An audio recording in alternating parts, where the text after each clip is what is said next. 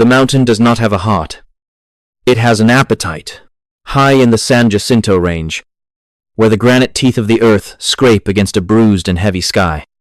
The air carries a specific kind of weight.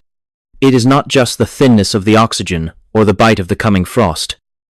It is a psychic pressure, a feeling that the land is watching, waiting for a single misstep to begin its slow, cold digestion.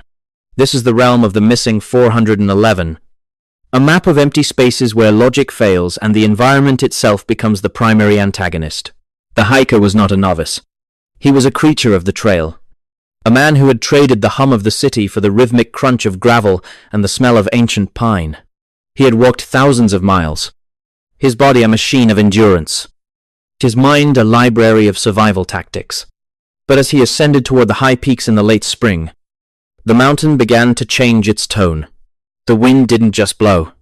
It hissed through the twisted branches of the mountain mahogany, like a warning whispered in a language he had forgotten how to speak. The date was the middle of May, 2005. In the lower valleys, the world was blooming. But up here, winter was refusing to let go of the throat of the world. The clouds moved in with an unnatural speed, not drifting, but surging like a grey tide over the ridges. Within minutes, the sun was a pale, sickly coin before vanishing entirely. The hiker reached for his pack, but the cold had already begun to numb his fingers, turning his movements sluggish and clumsy. The snow began as thin, dry needles that stung the eyes. Then came the flakes, heavy, wet, and relentless. In the high San Jacinto, a whiteout is more than just a weather event. It is a sensory deprivation chamber. The horizon vanished. The trail, a path he had followed for miles, simply ceased to exist. It was as if the mountain had wiped the slate clean, leaving him standing in a void of blinding, swirling white. He turned back, but his own footprints were already being swallowed by the drifts. He checked his compass, but the needle danced with a frantic, jittery energy. It wouldn't settle. It was as if the very magnetic poles of the mountain were shifting, trying to lead him away from the path of the living. This is a recurring theme in the missing 411 files. The failure of equipment, the sudden, violent onset of impossible conditions, and the feeling that the geography itself is being rewritten in real time. He was no longer on a mountain. He was in a labyrinth of snow and shadow. He began to descend, hoping to drop below the timberline and find shelter. But every step felt wrong. The slopes were steeper than they should have been. The canyons opened up in directions that defied his internal map. He was caught in a spatial fold, a pocket of reality where the distance between 2 points was no longer a straight line. He walked for hours, his lungs burning with the icy air, but he found no familiar landmarks. Only the endless, skeletal trees and the suffocating silence of the storm. He eventually found a small, sheltered ledge beneath a granite overhang. It was a cold, damp womb of rock. He unpacked his gear with trembling hands. His sleeping bag, his stove, his journal. The silence in that canyon was profound. It was a heavy, predatory quiet that seemed to vibrate in his ear canals. He was alone. Yet the sensation of being watched was so intense, it made the hair on his neck stand up. Something was out there in the white, standing just beyond the limit of his vision. The first night was an eternity of shivering.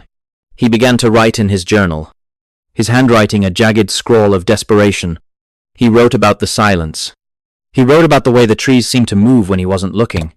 He wrote about the lights, strange, flickering orbs that danced along the ridges above him, far too bright to be stars and too mobile to be lanterns. He was documenting his own erasure from the world. 1 page at a time, days bled into one another. The storm would break, revealing a landscape that looked like a jagged, alien planet. And then the clouds would close in again like a heavy velvet curtain. He was trapped in a valley that shouldn't have been there. A place that search parties would fly over a dozen times and see nothing but empty snow. He was in the blind spot of the universe. His food ran low. The cold began to settle into his bones. A deep, aching frost that no fire could touch. His final journal entries were not of fear. but of a strange, hollowed-out acceptance. He spoke of the mountain as if it were a sentient being, something that had chosen him for a specific purpose. He was a witness to the things that live in the folds of the earth. He described a feeling of being squeezed, as if the very air was pressing in on him, trying to force him out of this dimension and into the next. And then, the writing stopped. The mountain claimed its prize. Exactly 1 year later, in May of 2006, the mountain decided to repeat the performance. 2 other hikers, a man and a woman, found themselves caught in the same sudden, violent whiteout. They were experienced. They were prepared. And yet, they found themselves being funneled into the same canyon, pulled by the same invisible gravity that had claimed the first hiker. It was a mirror event. A glitch in the timeline of the San Jacinto wilderness.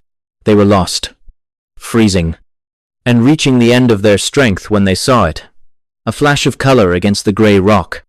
They stumbled toward it, hoping for a cave or a cabin.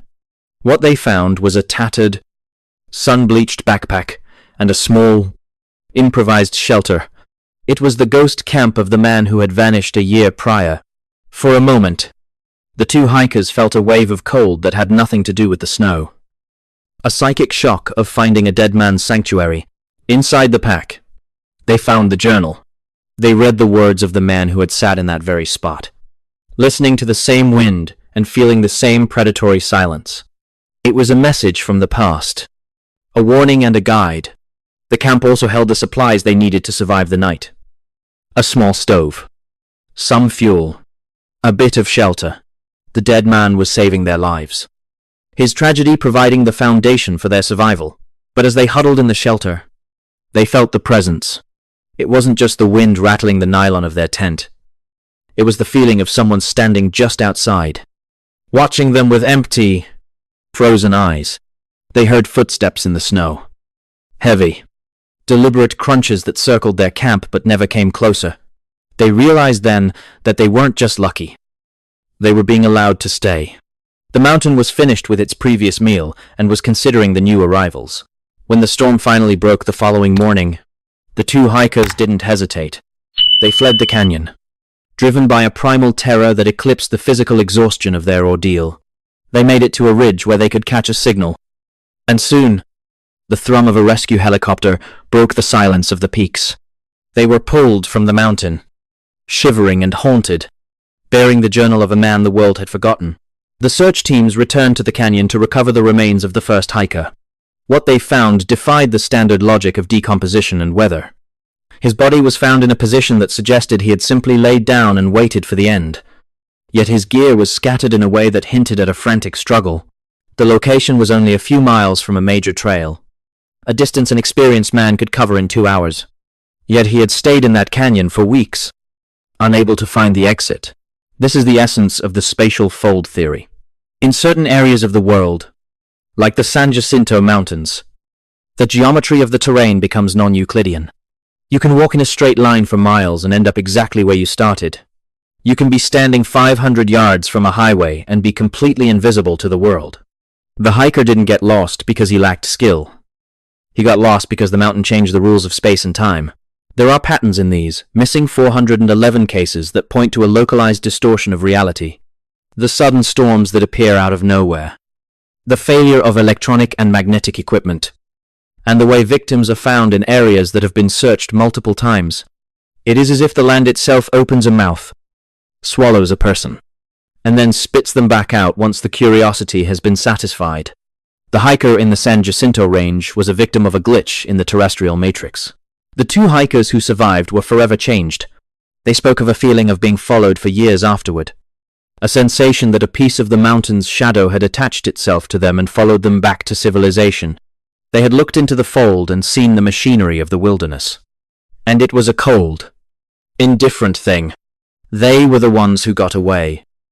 The ones the mountain decided to release. We see this same pattern in other places. Consider the case of Bill Iwasco in Joshua Tree National Park. An elite hiker, a man who knew the desert like the back of his hand, who went for a short hike and vanished into a landscape that offered no place to hide. For years, searchers combed every inch of those rocks, finding nothing. And then, years later, his remains were found in a place that had been checked time and time again, like the San Jacinto case. It suggests a person caught in a landscape that was no longer functioning by the laws of physics we understand. The wilderness is not our friend. It is an ancient, brawling entity that operates on a scale of time and logic that is alien to the human mind.